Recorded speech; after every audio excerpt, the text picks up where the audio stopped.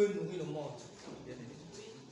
Est-ce que vous croyez que l'agriculture biologique, si on pratique l'agriculture biologique, ça peut nourrir le monde? Ne dites pas oui pour faire plaisir.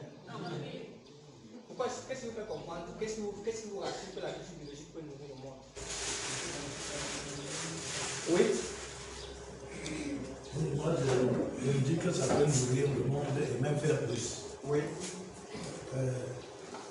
Et je vois ça dans le sens de la santé, comme je dis tantôt. Oui. Si quelqu'un qui va à l'hôpital 2 fois par an pour des maladies causées par les produits chimiques, oui, dans son alimentation, oui, se retrouve en bonne santé pendant les 2 ans qu'il économise beaucoup d'argent.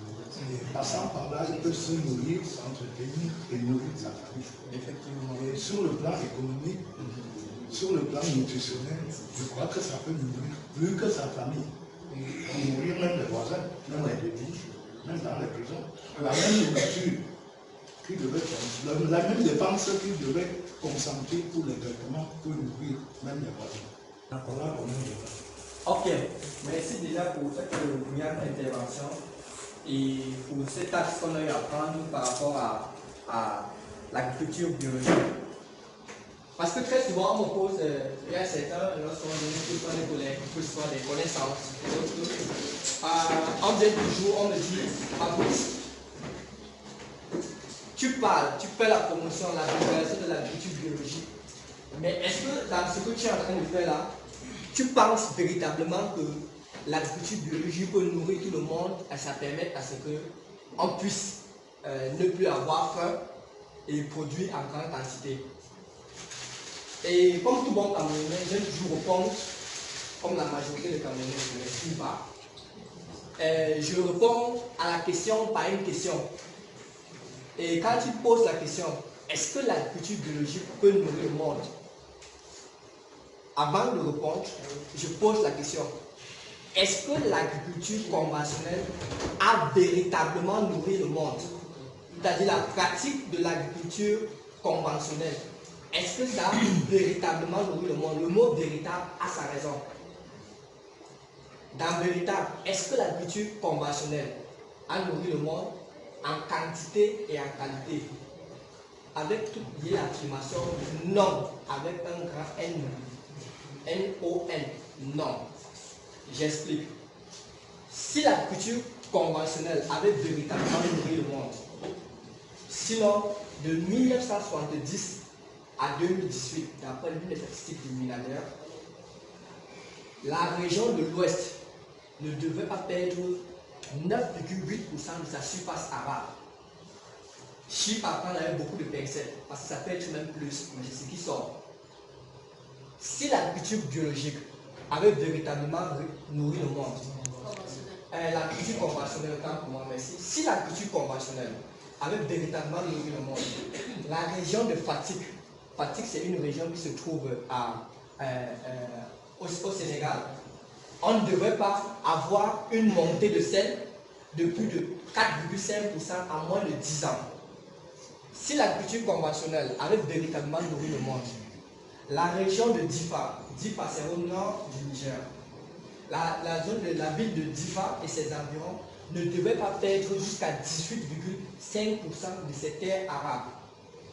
Si l'agriculture conventionnelle avait véritablement nourri le monde, sinon il ne faudrait pas consommer aujourd'hui 8 pommes de terre pour avoir l'équivalence des mêmes quantités de pommes de terre il y a de cela dans les années 90.